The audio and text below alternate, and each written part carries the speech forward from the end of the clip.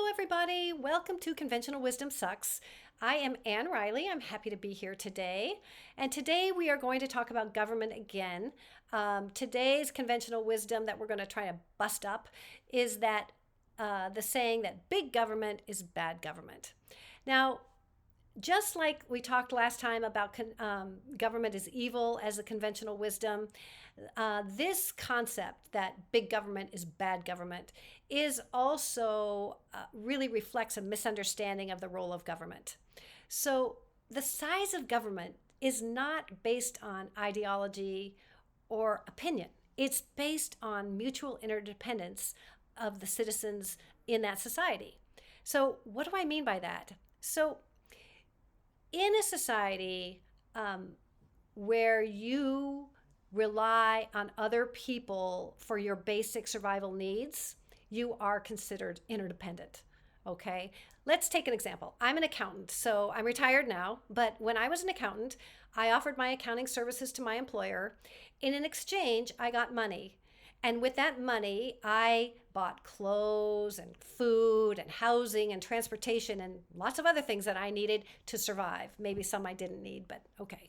But in that situation, I need to be able to trust that the products that I buy aren't going to harm me, that they're safe, that the person that I bought them from didn't cheat me or didn't lie to me. So these things are very important. And when people rely on each other, they create a big connective web of interdependence. And that is really important to create the cohesiveness in a society. But the truth is that some people aren't very trustworthy, right? You want to be able to trust everybody you're dealing with, but some people will lie. Some people will cheat. Some people will produce products that harm you. So what do we do in that case? This is where the government steps in and they create a structure and a set of rules that allow interdependence to occur fairly and kind of across the board so that people can be comfortable in their economic life. All right, so that's what we're dealing with. Now, interdependence, it changes over time, okay? So back in 1780, when the Constitution was first written, right, and the first Congress started, convening, 90% of all Americans were farmers. They were almost completely independent, right? They grew their own food, they raised their own livestock, they made their own clothes, they churned their own butter, washed their own clothes, they did all those things on their own. And only 10% of the people lived in cities and towns. So that meant that for every one person who lived in a city and town, 9 people could bring their goods to town and sell them to those people. So we're talking about a relatively independent society, right? Everybody, nine out of every 10 people can do their own thing. And only 1 out of every 10 was dependent on other people. So the rules and the laws that we needed at that time reflected a relatively independent society. Now, if we go to 1880, things have changed a bit. Now, 50% of the people live on farms and 50% live in the cities and towns. And guess what?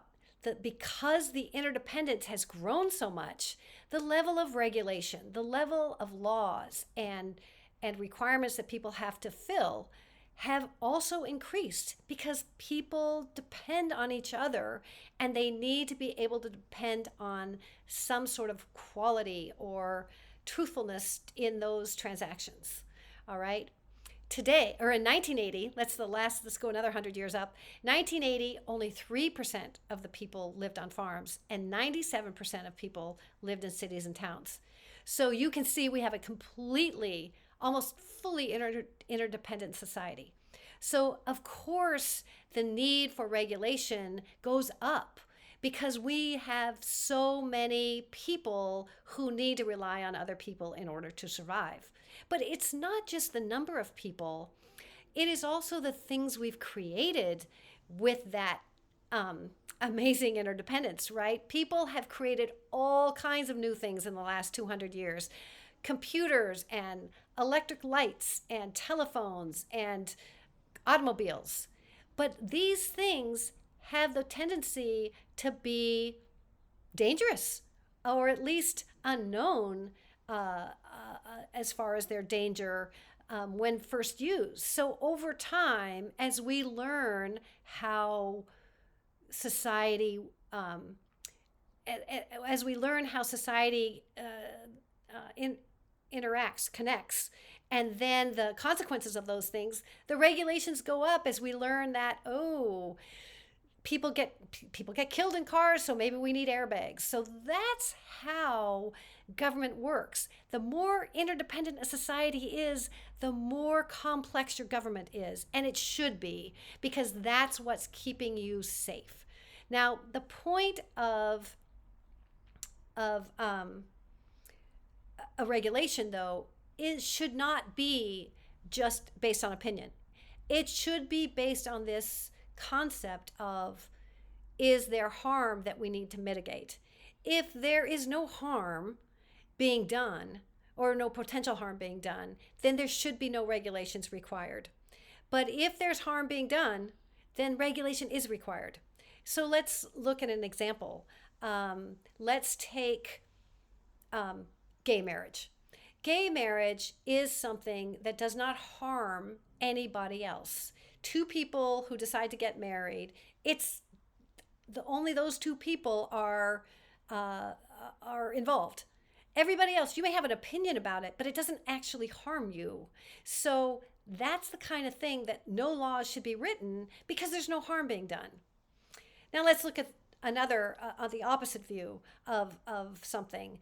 Let's look at guns. Oh, I know that's a very it's a very heated issue. But here's the thing. Guns can harm people. If guns can harm people, and we know this, we have shooting after shooting after shooting, that we are required to prevent harm from people by shootings. So we are required to create regulations to prevent that kind of harm. Now, what that looks like, whether it's a market-oriented solution or a government-oriented solution, is what our legislators and what our people in the world, our leaders need to be doing. But the fact that guns can harm people means guns need to be regulated. Okay, last thing I want to talk about with regulation is that sometimes we do our regulation wrong, and that we gather so many people who don't harm anybody inside those regulations. And I want to take as an example drugs, or drugs are really, really hard problem, because if people ingest small amounts of drugs and they do it without, at home where they're not bothering anybody, they might not be doing any harm. But some people, if they take drugs, are very harmful. They can go psychotic, or they can get out of control, or they can hurt somebody or kill somebody. So when you create a regulation where some of the use of that material is benign and some of it is harmful, it's really, really hard. It's hard to make a regulation that just picks out the harmful behavior and doesn't pick out the non-harmful behavior. And we have a lot of problems in this area. And again, I think this is an area that we really do need to discuss more. But the main idea I'm trying to focus on here is that the size of government depends on how mutually interdependent we are. And the regulations we make should do our best to maximize the choice where there is no harm, and minimize the harm where potential harm exists in the products that people make or the services they provide. Okay, that's it for today. Next time, we're going to talk about something really cool. I'm not sure what it is yet. Thanks. Bye.